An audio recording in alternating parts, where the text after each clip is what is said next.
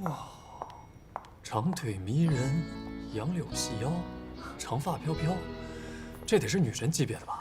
哎，没听说公司来新人啊，会不会是客户啊？哎，谁啊？你自己去看不就知道了。美女，你东西带了？你不会想说带的是明星吧？姚晨，欣姐姐，咱来商场干嘛呀？来商场能干什么？shopping喽。不是去见跟我们公司有合作的赵总吗？叶晨，我一直觉得你的衣品太差了，每次跟我出去对外活动，我都觉得你严重影响公司的形象。左思右想，治本是来不及了，先给你治治标吧。可我今天下午还有好多工作没做，我现在也没心情逛街。作为你的上司，我认为现在对你来讲最重要的工作就是买衣服。你听还是不听？反正上班时间我说了算。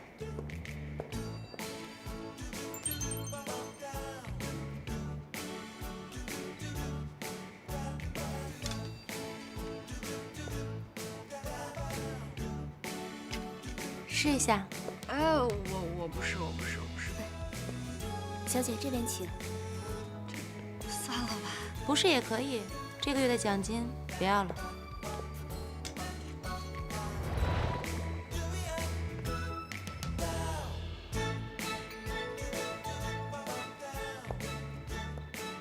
看不出来啊，严小晨，身材还可以嘛。行，我那2件衣服和他这一身都要了。哦，我都不要。那辛小姐，包了。好。这太贵了，我不能收。收？我说要送你了吗？啊？这是从你工资里扣的。我工资已经不能再扣了。分期吧。我分期的名额也没了。晚了。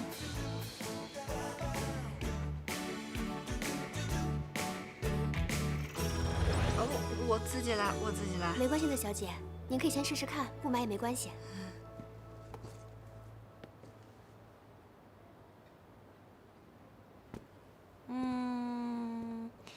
就要这双了。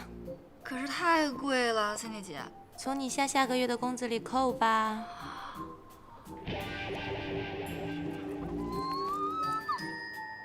辛小姐，您来了，这边稍坐，我去帮您安排技师。三弟姐，我下个月、下个月、下个月的工资都已经透支完了，没钱了。啊？那怎么办啊？要不你慢慢坐，我在楼下等你。哎，我请你。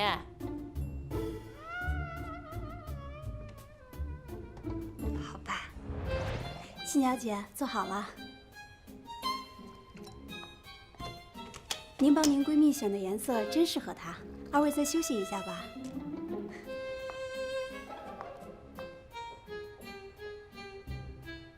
她竟然说咱俩是闺蜜，咱俩像闺蜜吗？笑什么？能看到你这样，今天还挺值的。还挺值的。叶晨，你这么说对得起那些漂亮的衣服和鞋子吗？我对这些东西又不太感兴趣。这可由不得你。你听说过凡伯伦效应吗？凡伯伦效应就是商品标价越高，越能够受到消费者的青睐。这么说虽然很讨厌，但是你必须得承认，一件昂贵的衣服，一双价格不菲的鞋，的确会让你看起来价值更高，在商务谈判中更有气势。所以你不能舍不得花钱，这是在为你的未来投资。又怎么了？我是觉得你一本正经的时候，感觉像在捉弄我，但是你在捉弄我的时候吧，我又觉得你挺一本正经的，就是这个感觉特别微妙，我也说不好，好像是有点。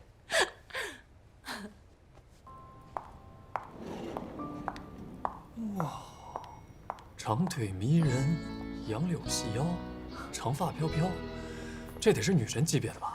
哎，没听说公司来新人啊，会不会是客户啊？哎，谁啊？你自己去看不就知道了。美美女，你东西带了。你不会想说掉的是你亲吧？姚晨，你搭讪的套路是不是得改一改啊？小陈，咋？叶小晨怎么变这样了？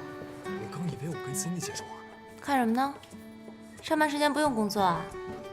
聊什么呢？哎，程总，哎，怎么样？什么怎么样？我的作品呀。陈总早，你们干嘛呢？乔总早。走。怎么了？啊？问你怎么样？什么怎么样？哦，挺好的，不错。不过你们俩什么时候关系这么好了？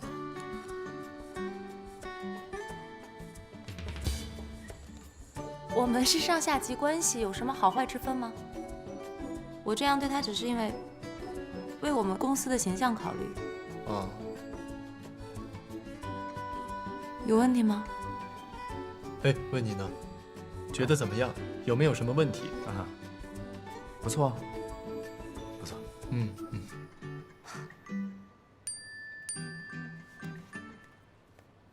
欣欣啊，工作啊？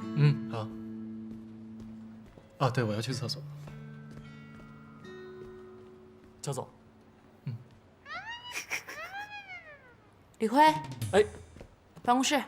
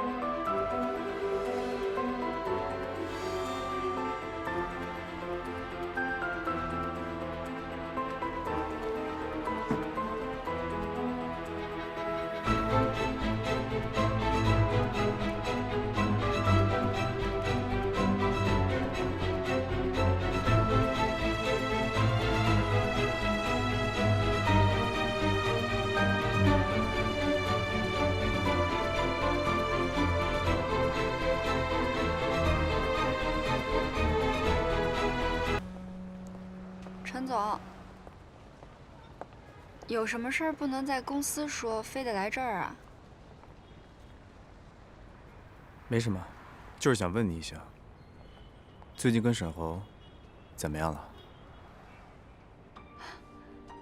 怎么会问这个？我俩是出了点小问题。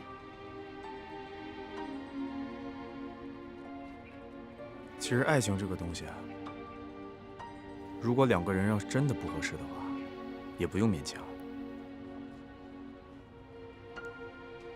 什么意思啊？我是怕，如果你们继续这样下去的话，沈侯迟早有一天他会伤害你的。如果注定结局是这样，那还不如长痛不如短痛。我知道您一直都很关心我。您刚才说的这些道理呢，也都是为了我好。但是我有我自己的想法，我也有我自己的解决方式。我和沈侯之间就只是需要磨合，我们没有任何原则性的问题，所以我觉得您不用过于担心我们。你要没什么事儿，我就先回去上班了。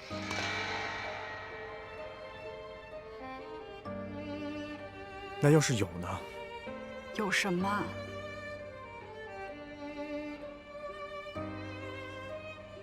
原则性问题。如果真的有，我会和沈侯一起努力的去把这个问题解决掉，也用不着您来操心。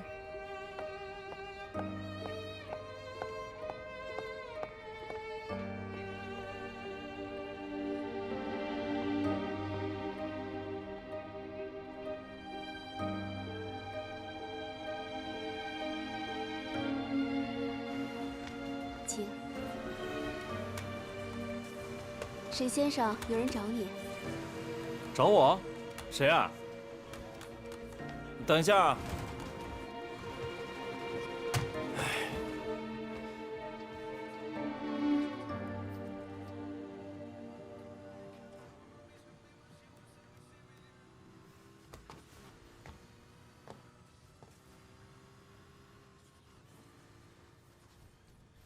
过来坐。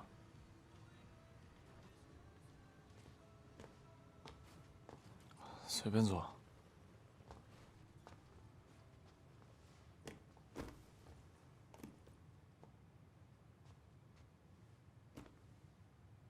这半个月，你还好吗？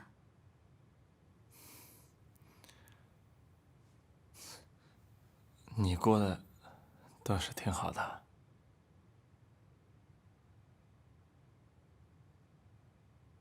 对不起。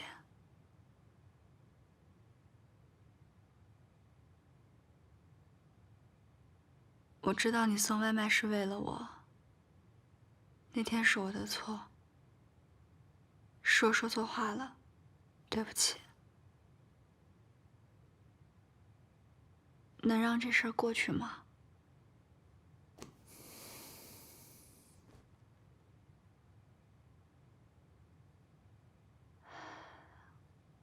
我算了一下，我的工资每个月除去要还陈志远的钱，剩下的如果节约点是够咱俩的日常开销了。你的工作可以慢慢再找，但是我不希望你再做这么辛苦的工作了，可以吗？沈侯，我需要你不是因为你多能吃苦，多能赚钱，是因为和你在一起的时候我非常开心，我非常快乐，我不能没有你。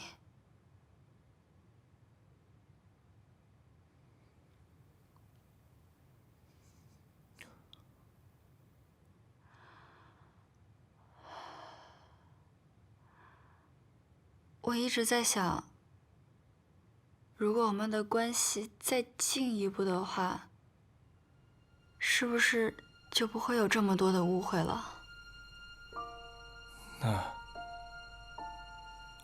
那怎么样再进一步？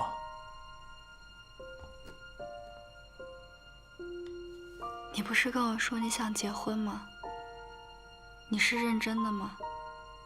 我其实已经把户口本拿出来了，我只是一直没告诉你。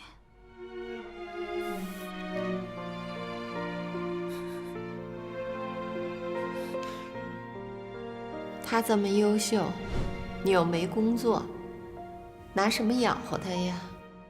我肯定会找一个很好的工作，我一定会把您还有小小照顾得好好的，你妈就绝对不会再问别人借钱了。我可以的。对不起，小小，我不能跟你结婚。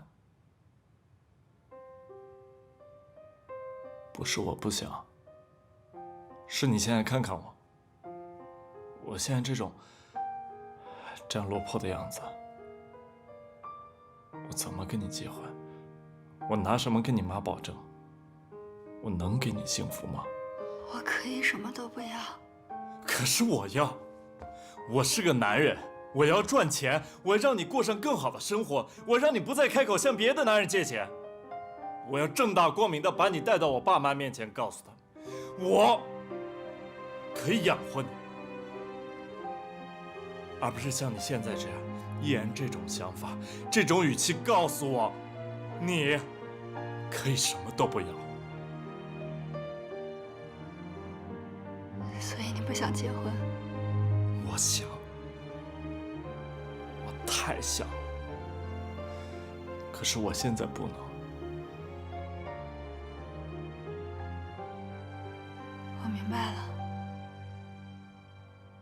我走了。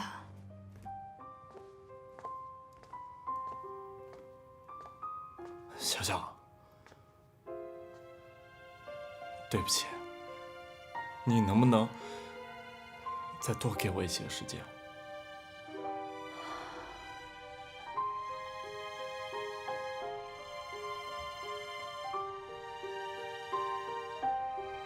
没什么好对不起的，加油！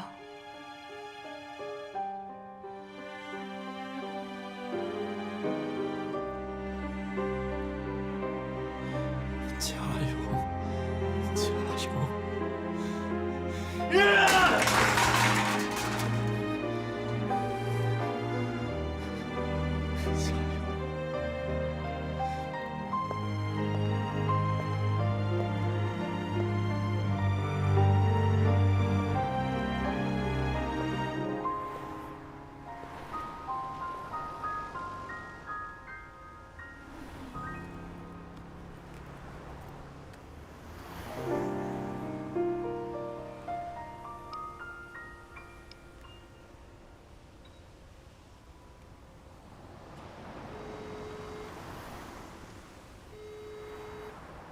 梁小晨，你会做饭吗？我会啊。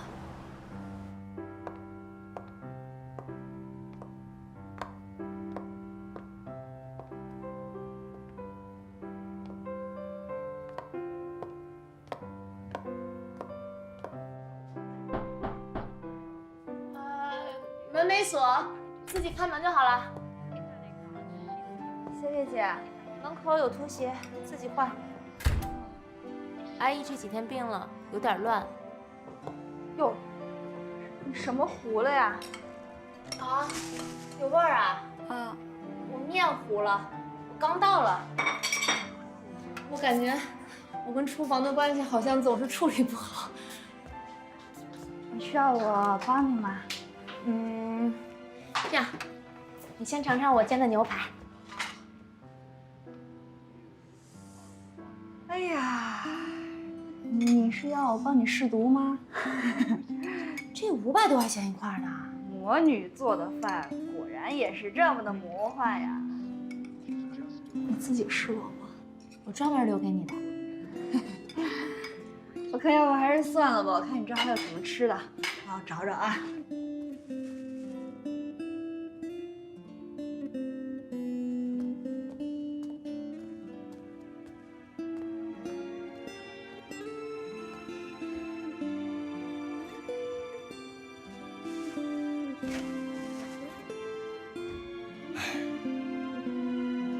小陈来了。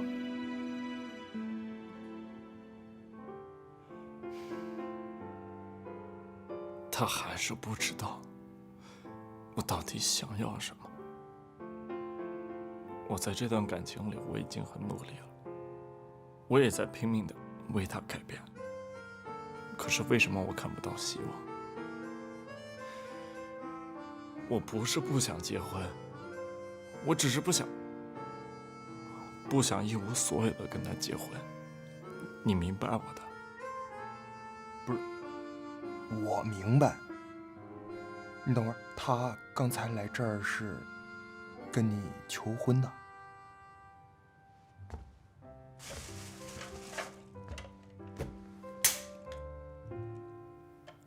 不是，猴子，我觉得我得说你2句啊。这事儿你不对啊，你这就有点矫情了，你知道吧？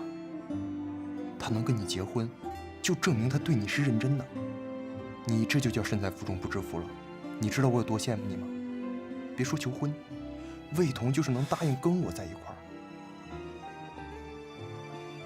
喝酒。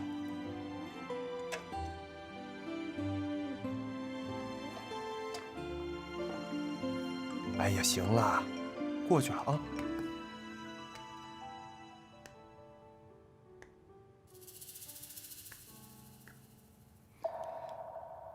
这不小陈吗？那男的是？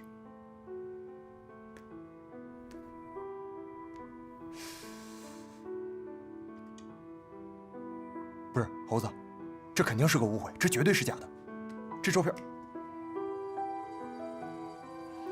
小侯，你别再污蔑小小了，我对他什么都不会变，你别再费劲了。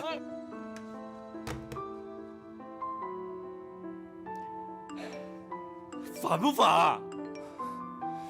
消消气儿，消消气儿，肯定是假的，啊，他不是那样人。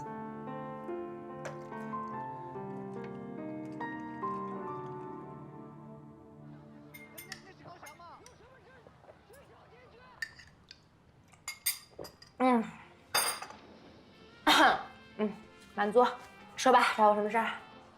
没什么事儿。没什么事儿，你给我打电话。哦，好像是我打的啊。当然了，什么事儿啊？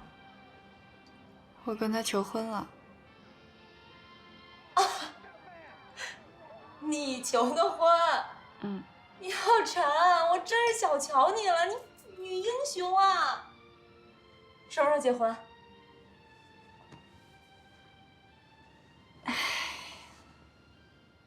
他拒绝你了。好，旧的不去，新的不来呀。挥别错的，才能跟对的相逢。分了手，才能有更好的等着你。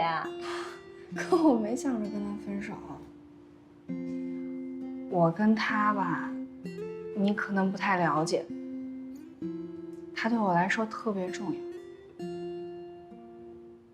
就在他没出现的时候，我的世界只有2个颜色，一个黑，一个白。可是当他出现了，他就像一束阳光一样，把我整个世界都照亮了，还给我带来了五彩缤纷的颜色。这就是我离不开他的理由，这是他的魔力啊！我没有想到你对他这么迷恋。那如果你俩真不合适呢？不会的。大学的时候，你们2个是可以很纯粹的谈恋爱，享受爱情。可是等到了社会上，你们要共同面对生活的时候，你就会发现，2个人一样的人生观、价值观比什么都重要。要有一样的追求，要有一样的步调。现在的你，为工作努力，为现实筹措，他在干嘛？他追得上你的步伐吗？难道这个不会伤他自尊心吗？你们的问题会越来越多的，矛盾会越来越升级的，然后到最后你们就真的根本没有办法去面对。好了，行，我现在不想再听这些事儿了，咱换个话题聊聊。那我们聊点什么呢？说一说我。你别看我跟你说的头头是道的，其实，在爱情面前，我才是一个十足的失败者。程志远是我前男友，你知道吧？他跟你说的。他还跟你说什么了？没了。他就没有告诉你，我们俩的开始是因为我的阴谋。我为了能跟他在一起，在一个下着大雪的天气里，把他约到了我们学校的实验室。你找我来，有什么事儿跟我说吗？我们直接点，你觉得我怎么样？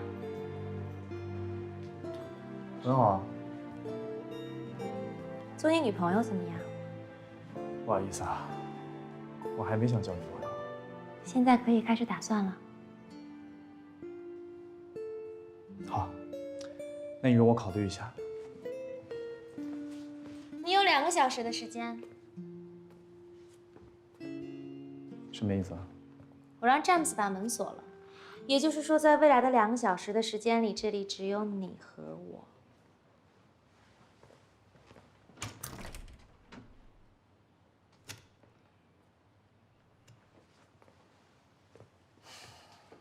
你有这么赶时间吗？我只是不喜欢拖泥带水。那我现在就可以告诉你我的答案。说2个小时就2个小时，你有的是时间慢慢考虑。计时开始。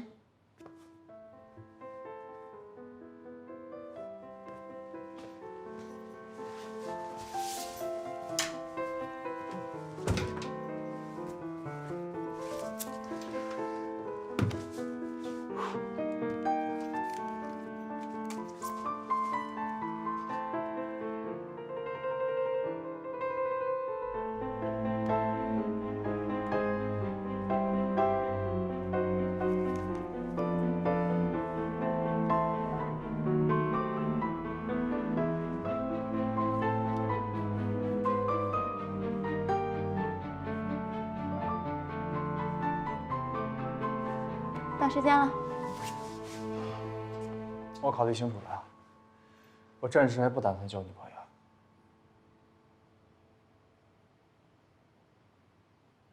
知道了。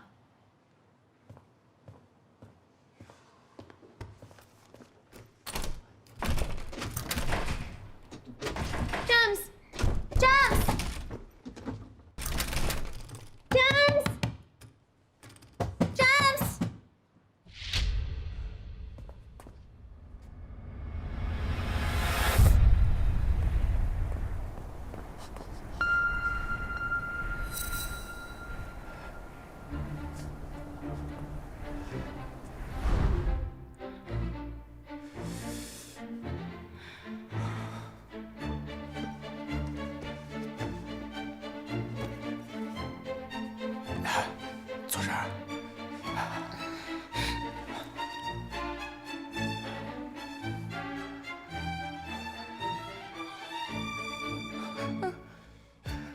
怎么了？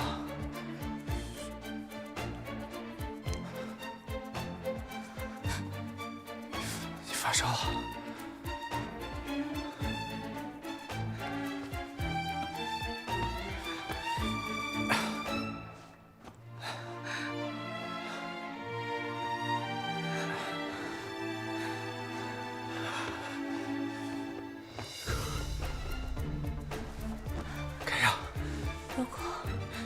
如果你不喜欢我，不想跟我在一起，不要在这个时候对我这么好。过来。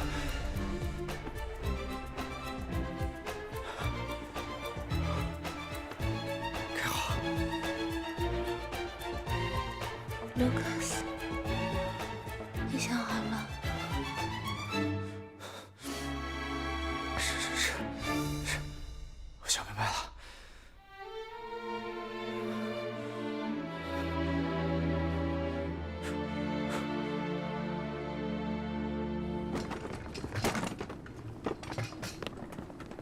Stop。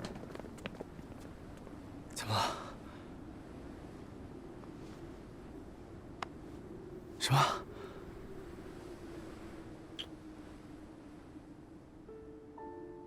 其实从一开始我就知道，他根本就不爱我，就连喜欢也只有那么一点点。但是对我来讲足够了，因为我很自信，我觉得我那么优秀，他会慢慢爱上我的。我们大学毕了业，我收到了他所在公司欧弟的 offer， 当时所有的人都在祝福我们，可是没想到。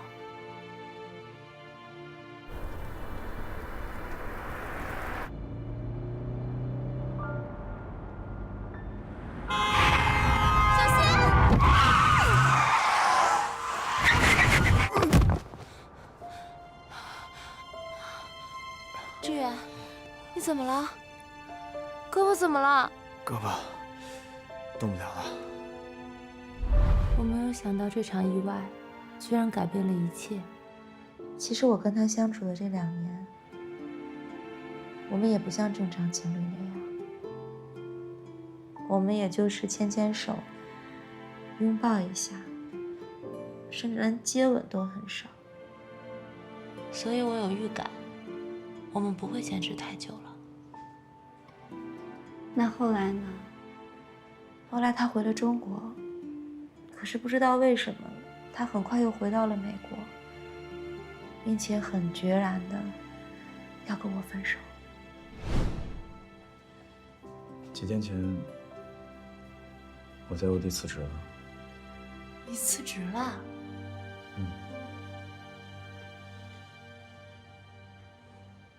那你怎么都没跟我商量啊？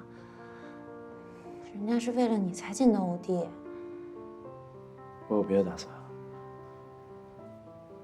我打算回国创业。你要回中国？那我们怎么办啊？我朋友和家人都在这边，我总不能跟你回中国吧？你想过这些吗？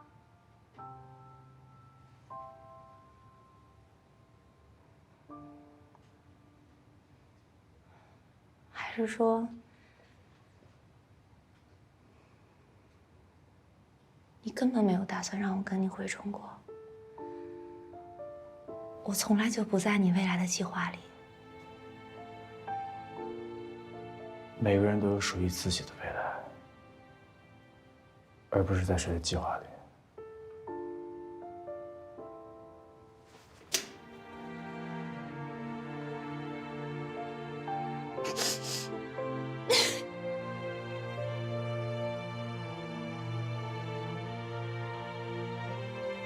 给了，不，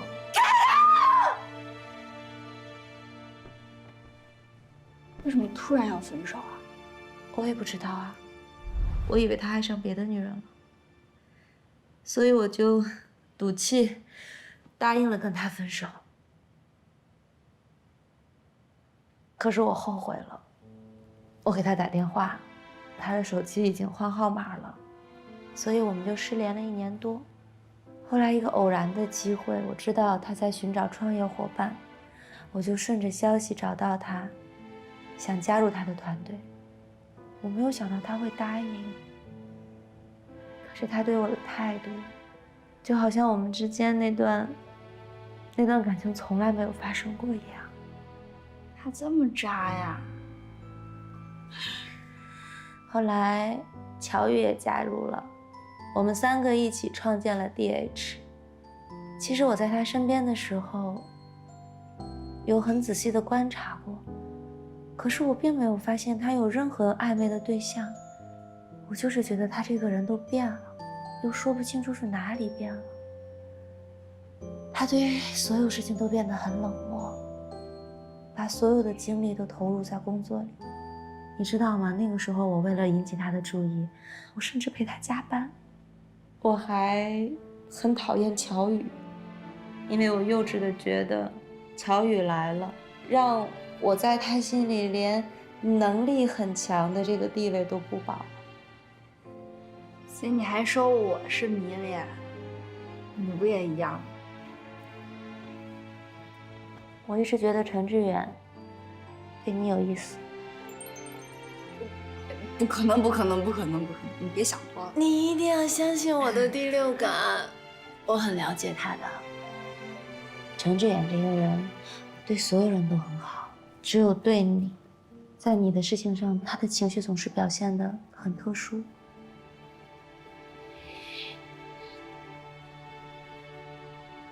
他跟你说过他有个妹妹吗？他有个妹妹？对啊，他跟我说过，我跟他妹妹感觉很像，所以我觉得他对我好，可能是因为出自于这种情愫吧。你不觉得这个听起来特别像大叔欺骗小女孩的一种套路？其实跟你说了这么多，我就是想告诉你，感情就要当机立断。如果你决定不分手，那不管有多少的误会，不管有多少的阻碍，你都要想尽一切办法去解决。但是如果你一旦决定分手，你就要快刀斩乱麻，不要像我一样拖拖拉拉，这样你才有空间去追求你自己的幸福。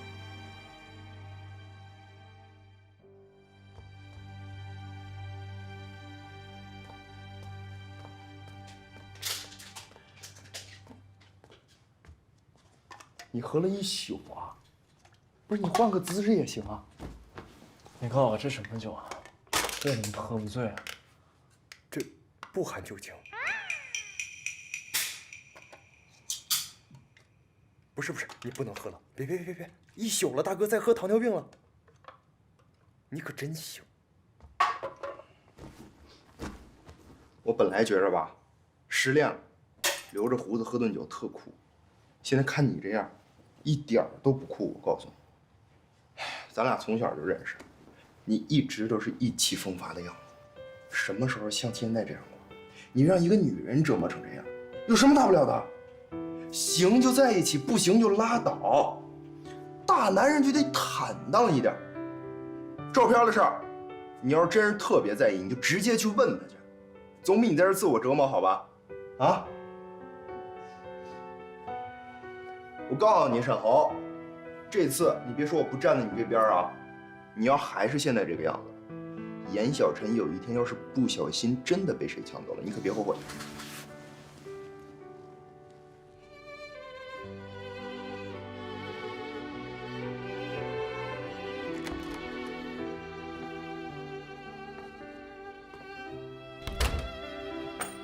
你回来了，你没吃饭吧？我给你弄吃的去。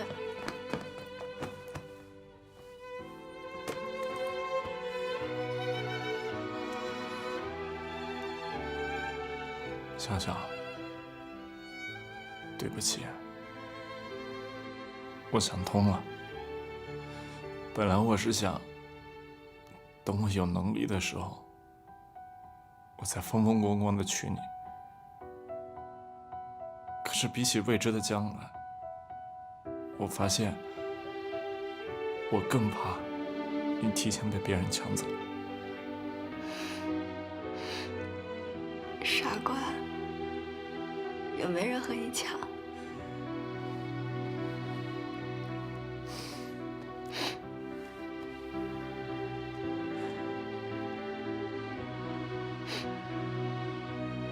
不哭，哭了就不漂亮了。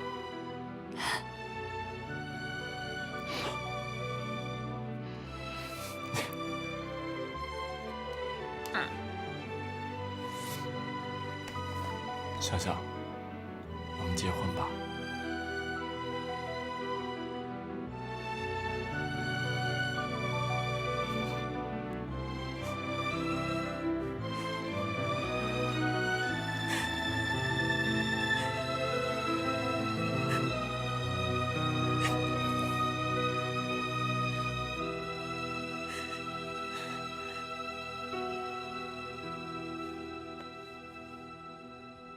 行业渐受风头追捧。据统计，上半年国内电子商务企业已经完成23笔融资交易，总融资规模达到3.3亿美元。请假了没？不会不记得下午要去干嘛吧？总融资金额达3.37亿美元。6月份，共有9家企业宣布获得风投，总规模超过1亿美元，为电子商务行业融资史上最活跃的月份。企业掀起自建物流风，物流体系已经成为限制电子商务发展的瓶颈。货不对版，难以验货后付款，已成为网络购物的致命伤。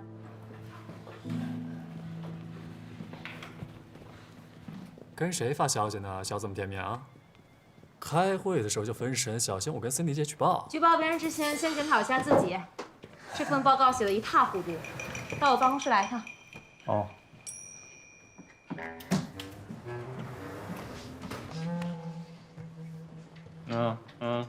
喂。沈总的文件你帮我给他吧。希望我抽出来的时候还能再见到你们。加油加油！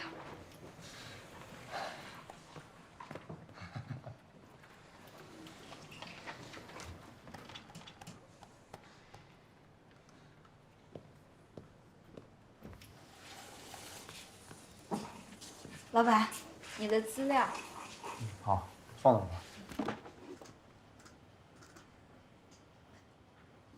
怎么？还有什么事儿？我下午想请个假。请假？干什么呀？我要跟沈侯去领证。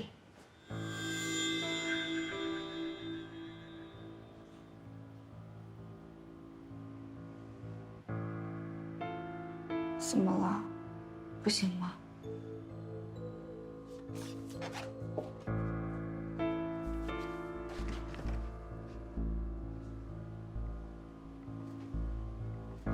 小常，这件事情你能不能缓一缓？为什么？有些事情我需要去确认。我结婚，你要确认？不是，你要确认什么呀？你这人怎么管闲事管得那么宽啊？反正我不管，你就算我旷工，扣我工资就行。严小晨，你能不能就听我这一次？就这一次。动呢？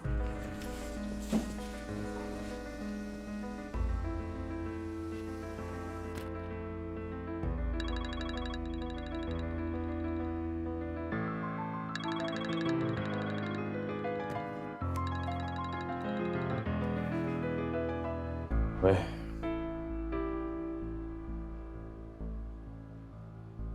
好，那就周五下午。不行，不能来我们公司楼下，我把地址发给你。再见。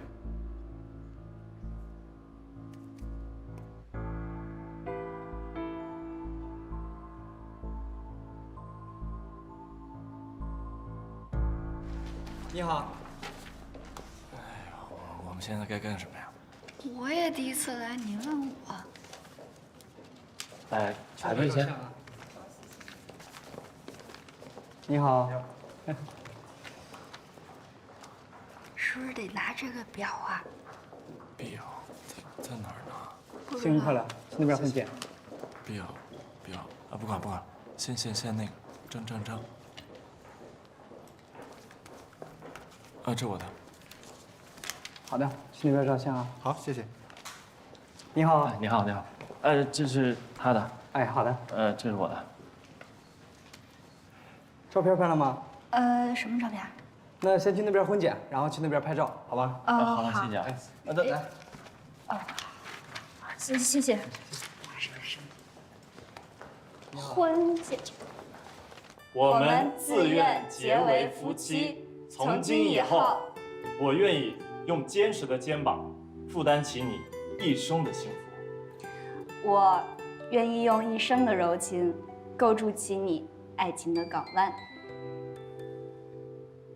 无论环境是好是坏，生活是富贵是贫贱，身体是健康是疾病，事业是成功是失败，我们都会相互支持，所有困难一起承担，所有快乐共同分享，相濡以沫，忠贞不二，不离不弃，白头偕老，直到永远。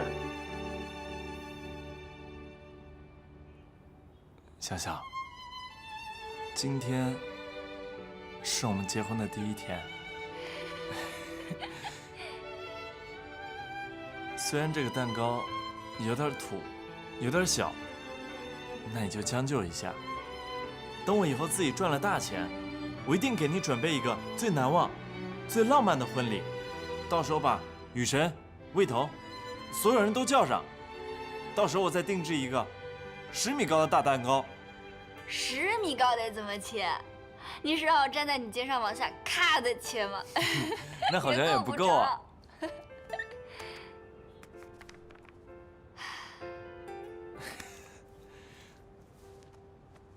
笑笑，我们真的结婚了吗？对啊。那我现在是不是应该叫你老婆啊？不行，我得练习一下。老婆，你别笑啊！我重新来。老婆，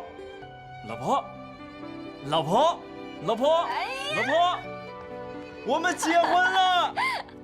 我们结婚了！我现在是他的人了！我们结婚了！我们在一起了！我们结婚了！喊什么喊啊？结了婚赶紧回家，别在这儿吵！结婚了还不让喊？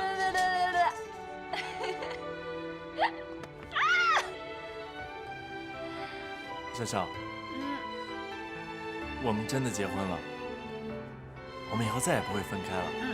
这辈子都不分开。老婆，老公。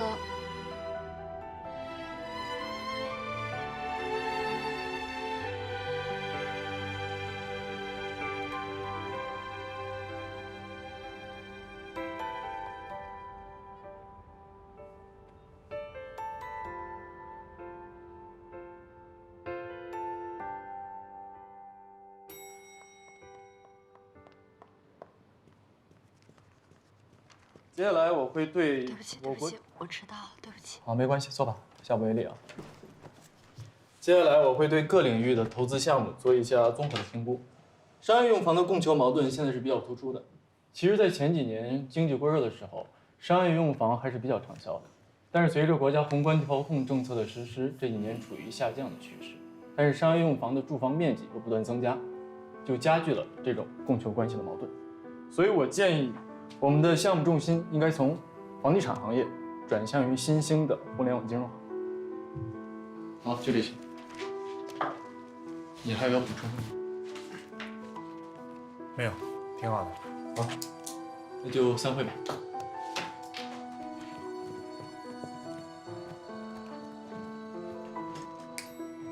哎，等一下，迟到了，把东西收一下。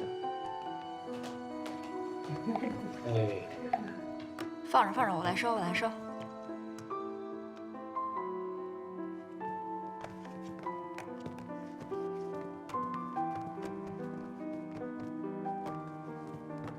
哎，潘娜，程总下午什么安排啊？程总，我看一下哈。下午2点，爱因斯坦咖啡厅，深思集团董事长。哦，谢谢。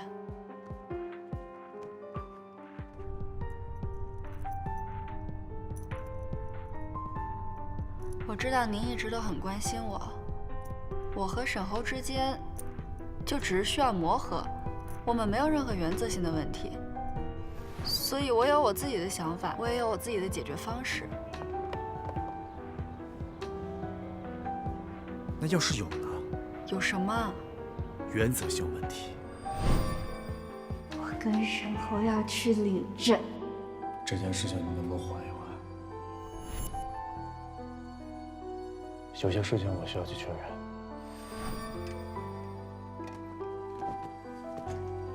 哎，问一百问。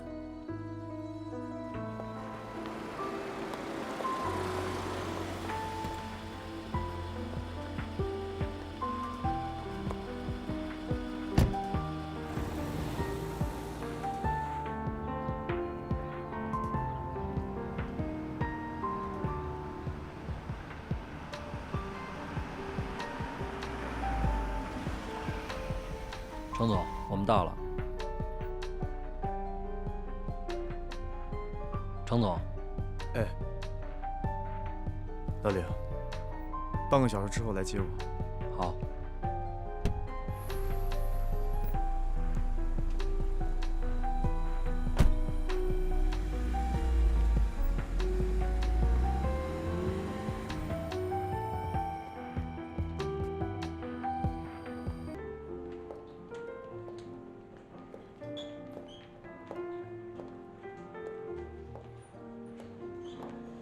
哎呀，实在是不好意思，程总啊，你打电话约了我好几次，说有重要的事情跟我谈，可我一直工作上太忙了，实在抽不出时间。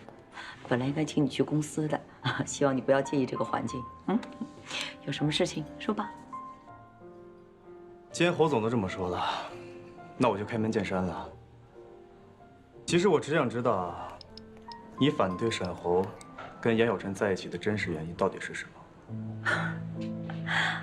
哎呀，我真的是没有想到，你约我来谈，是谈我儿子情感的问题。那也好，我也就直接回答你，他们两个在一起不合适，门不当户不对，你觉得这理由还不够充分吗？充分，很充分，但充分到步步紧逼，不惜毁掉儿子的前途，也要拆散他们，这就不太正常了吧？你说什么呢？侯总啊，您不是无知妇孺，您白手起家建立起一个商业帝国，如果不想他们两个在一起，应该会有很多种方式可以拆散他们。但是现在您的手段太激烈，也太着急了。哎呀，我说小程总啊，你的这些话呀，倒真引起我的好奇心了。你为什么会对自己手下的一个普通员工的私事这么感兴趣呢？好，我明白了，你是在追求严小晨是吗？那我拆散他们两个，正好成全你啊。是这样的，我觉得你行事不太正常，当然也想帮助小陈，看看从别的什么方面可以让你们同意，所以委托了我一个朋友调查你们。什么？但没想到，查到了一些我不该知道的事。你过分了吧？你到底要干什么？沈侯跟严小晨是同一届的高考生，对吧？对啊，他们是同龄人，是同一届高考生，而且还同上一个大学，这有什么问题吗？仅仅只是如此吗？你什么意思啊？我希望您不要误会，其实我来这儿的真正目的，就是希望你不要再阻止他们，让他们幸福的在一起，给他们祝福。我明白了，你今天是来当说客的是吧？而且代表严小晨一方。但是小程总，有一点你必须明白，他们俩将来走不走到一块儿，那是他们自己的事情，跟你我没有太大的关系，尤其跟你。何总，看来你还是不相信我已经知道全部了。你是在威胁我吗？当年沈侯的高考成绩根本不如严小晨，但他却能考到华大的国际贸易系，而严小晨最后却掉了档。这是为什么？这是因为你侯总找人在中间动了手脚。你不要再说了。我不说就可以当这些事情没有发生过吗？就算你说的都是真的，我现在就想知道，你为什么要这么做？你这么做的目的何在啊？啊？严格意义上来讲，严小晨是破格录取的，因为他的分数和志愿没有任何问题，就算被顶了名额，查下去，学校也只会让他入学。接下来发生的事情，还让我继续说下去吗？接下来的事情，我告诉你吧。我当年托人找了招生处的老师，希望找一个人跟沈侯调换一下专业。可是不晓得怎么搞的，阴差阳错出了岔子，怎么就让严小晨调档了呢？更离谱的是，他的爸爸不依不饶，执意要找学校讨个说法。结果没想到，路上出了车祸。我就是想不明白，真是造物弄人呐！为什么偏偏到现在，让严小晨跟我儿子走到了一块儿？沈侯知道当年发生的事吗？不，他不知道，他什么都不知道。我相信，严小晨和他母亲是绝对不会原谅我们沈家的。所以你明白吧？为什么到现在，我想尽办法就是要阻止他们两个在一起？我就怕，日后万一他们生活在一起，早晚他们会知道事情的真相，那怎么办？两个人非痛苦死不可。与其那样的话，长痛不如短痛，还不如让他们现在就分开。我已经无意当中对他们家造成一次伤害，我不想让他们母女两个再受第二次折磨。我的心情你能理解吗？我情愿做恶人，我情愿牺牲我儿子的幸福，我情愿让我儿子恨我，我都不能让他们在一起。你明白吗？您说的我都明白，但现在已经晚了。他们不会因为你的阻拦而分开，不光是您，任何人都不行。为什么？因为他们结婚了。不可能，这是不可能。看来我猜的没错，沈侯是瞒着你，跟小陈秘密登记结婚的。总而言之，现在不管是我对小陈，还是您对沈侯，我们能做的就是什么都不要说，也不要刻意阻拦，否则我能被你的行为逼着去查明真相，他们也一定可以。现在我们唯一能做的，就是把这个秘密封存下去。只要永远不让他们两个人知道，就不会有事。但愿如此吧。我已经都知道了。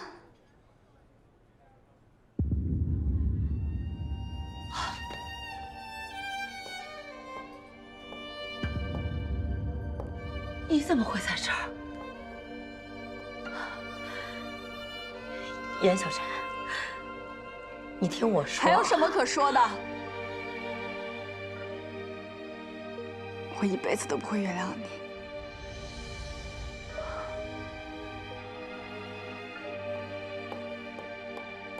杨晨，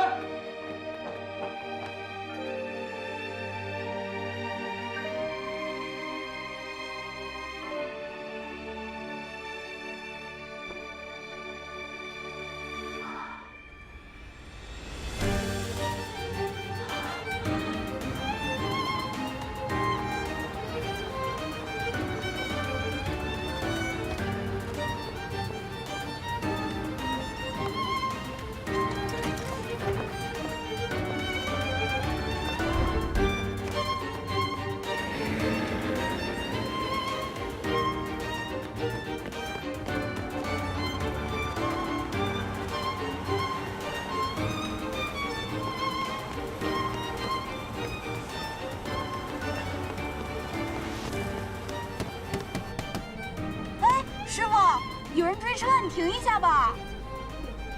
公司有规定的，中途不能停车的。对啊，师傅，你停一下吧。停一下。师傅，停一下吧。停一下吧，师傅。帮个忙，太危险了，师傅。对呀，帮帮忙，停一下。那好吧，我等一下靠边停车吧。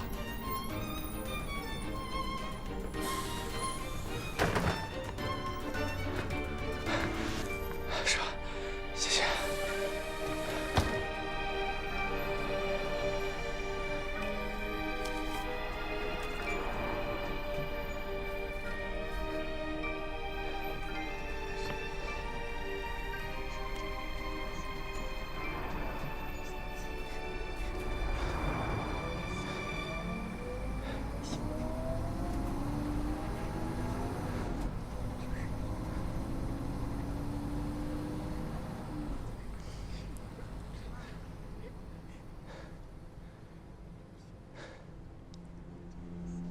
我就是希望能够找一个人，跟沈侯调换一下专业。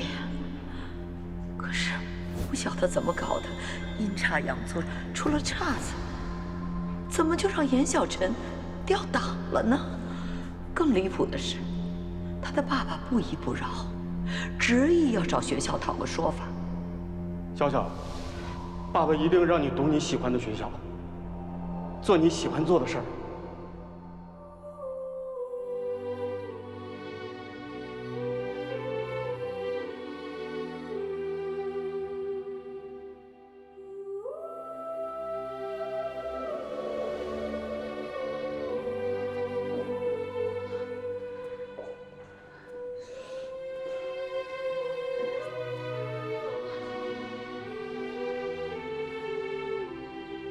人死不能复生，节哀顺变吧。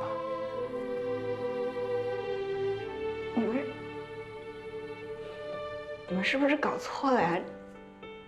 这不是我爸。身份你母亲已经确认过了。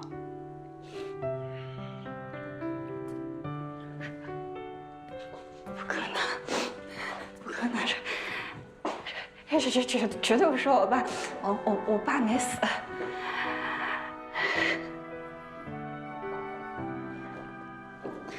姑娘，你要是想哭就哭出来吧，哭出来舒服一点，啊。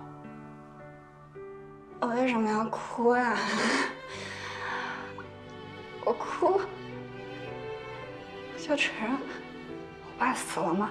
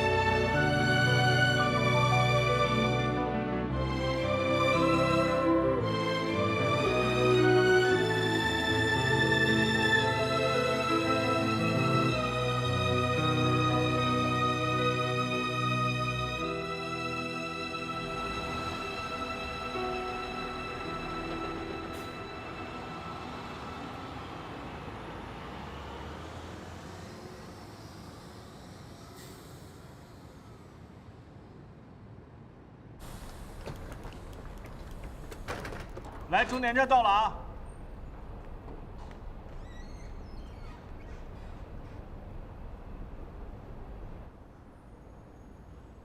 下车吗？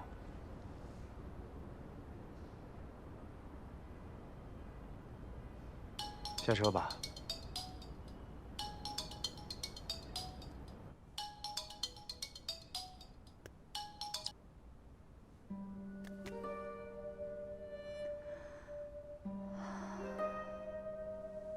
下车吧。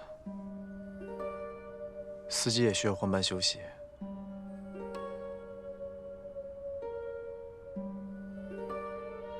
就算你这个样子，躲在车里不说话，它也不会形成一道屏障，帮你来抵御外面的世界。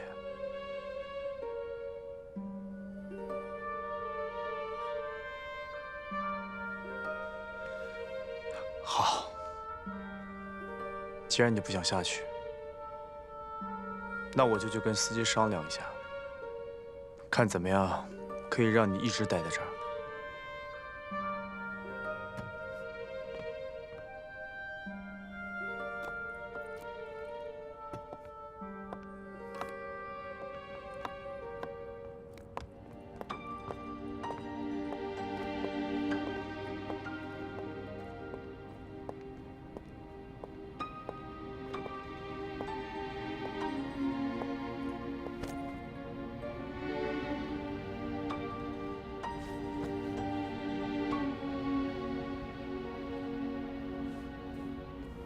你还没吃饭，饿了吧？我带你去吃点东西。我给老李打个电话。我求你了，别管我了，你走吧。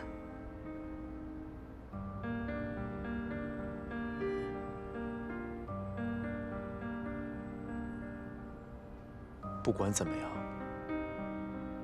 你能开口说话，我就放心多了。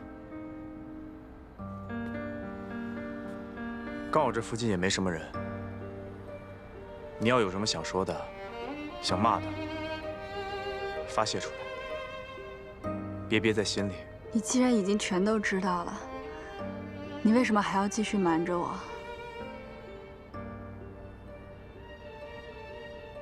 我只是觉得，有的时候就算你知道真相，但不一定换回来好的结果。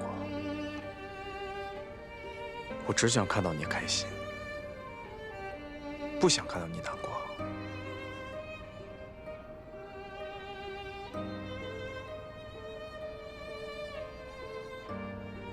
他为什么偏偏选中的是我？就是因为我们家穷，没钱没地位，所以好欺负，对不对？如果不是因为他的自私，我当年根本就不会钓到，我爸根本就不会出意外。是他间接杀害了我爸，他毁了我们一家。而我现在，这可是我在一起，我跟他结婚了，多可笑！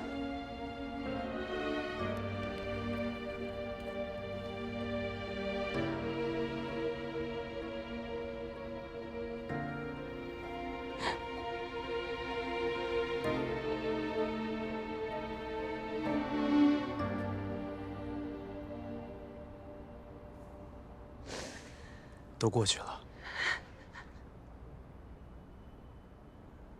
这一切都过去了。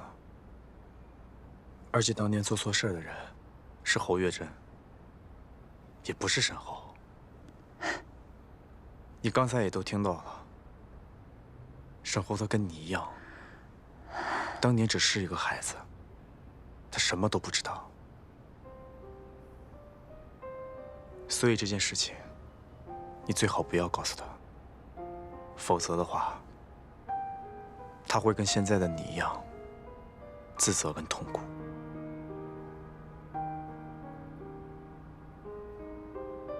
我们一起想想办法。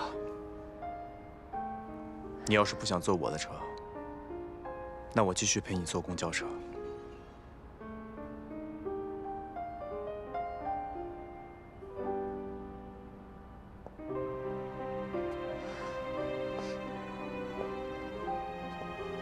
你知道我要去哪儿吗？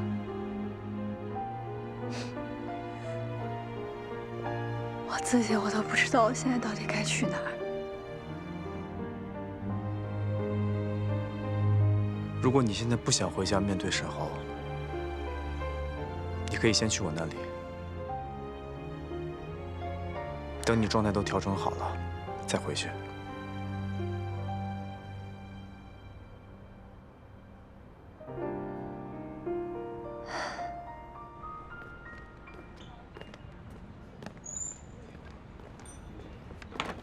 哎呦我去！还我！等会儿，你等会儿。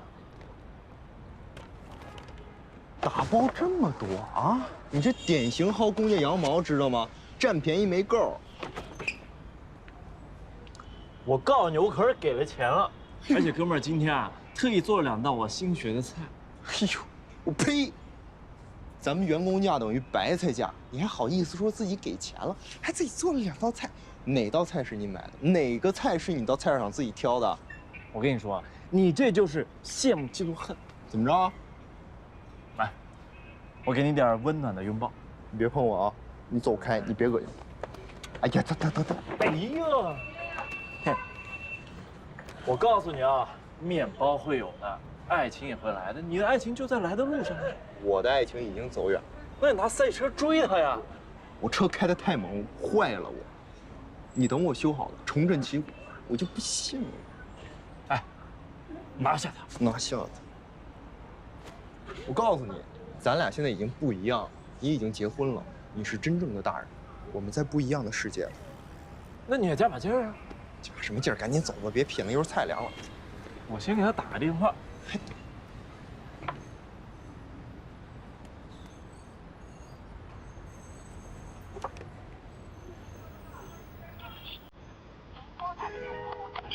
哎，不接你电话了，不理你了，是不是？我告诉你，他肯定是在忙。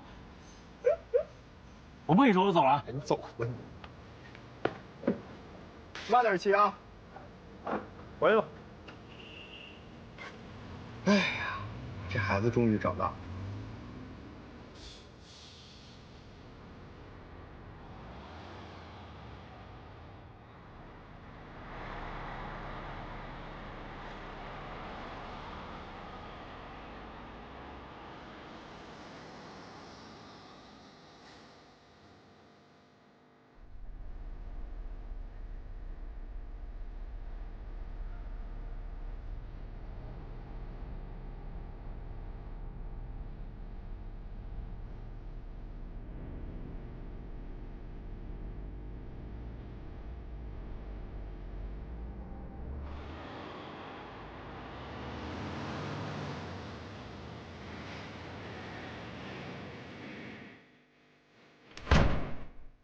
小小，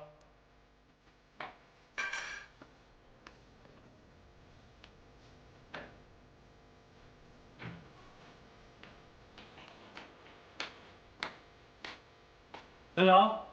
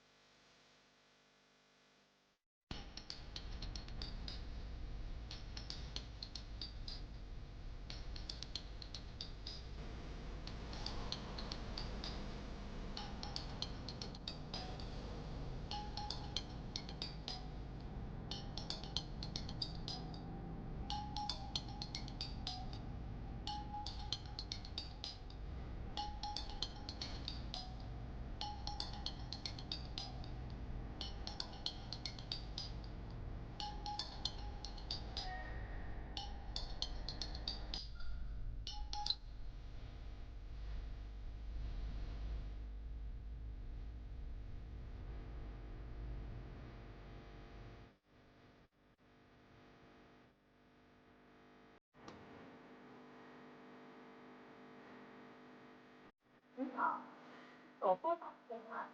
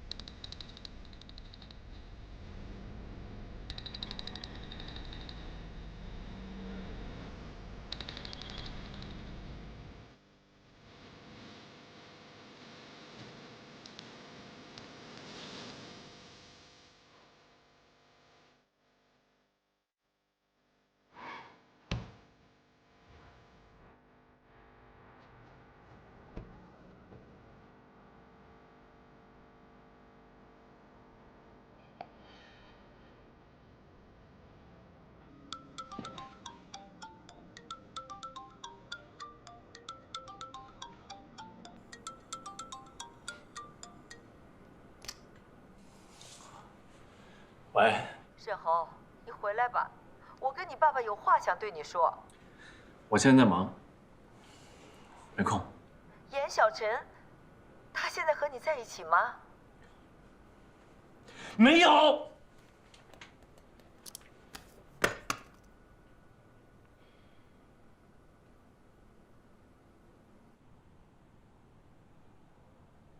吃吧，吃饱了才有力气想事情。你要是没什么胃口的话，我再去煲一个汤。不用了。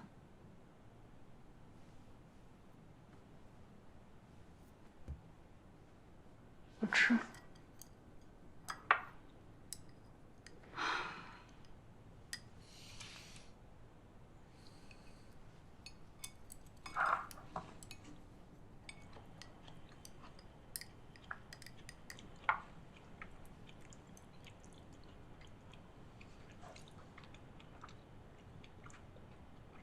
我觉得你说的对，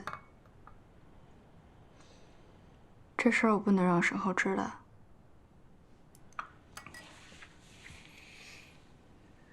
他是无辜的。可是我不知道我该怎么去面对我们今后的婚姻，还有我们的家庭。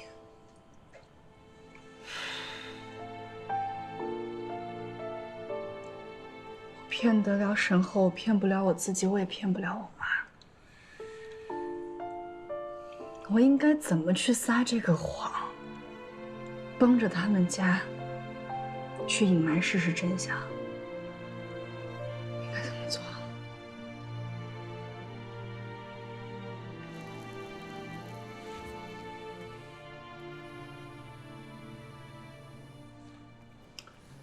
沈侯，接还是不接啊？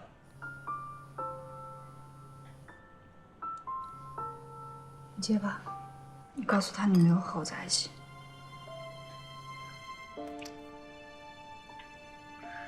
喂，小陈啊，他没有跟我在一起。好，再见。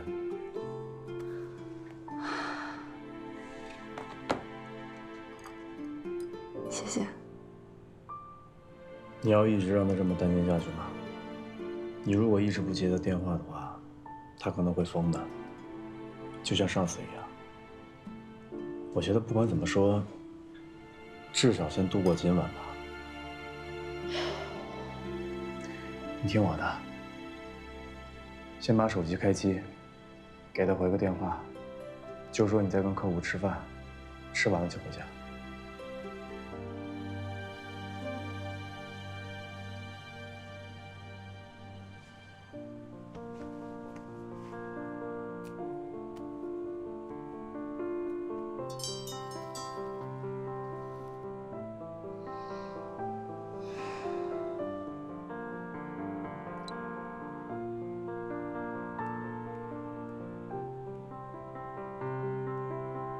过去。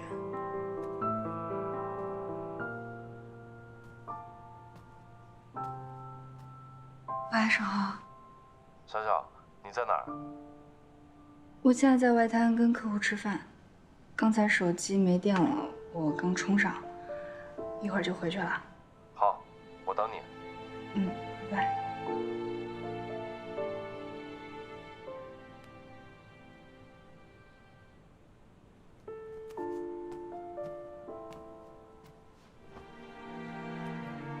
快吃吧，吃完了我送你下去打车。你不吃我都不敢吃的。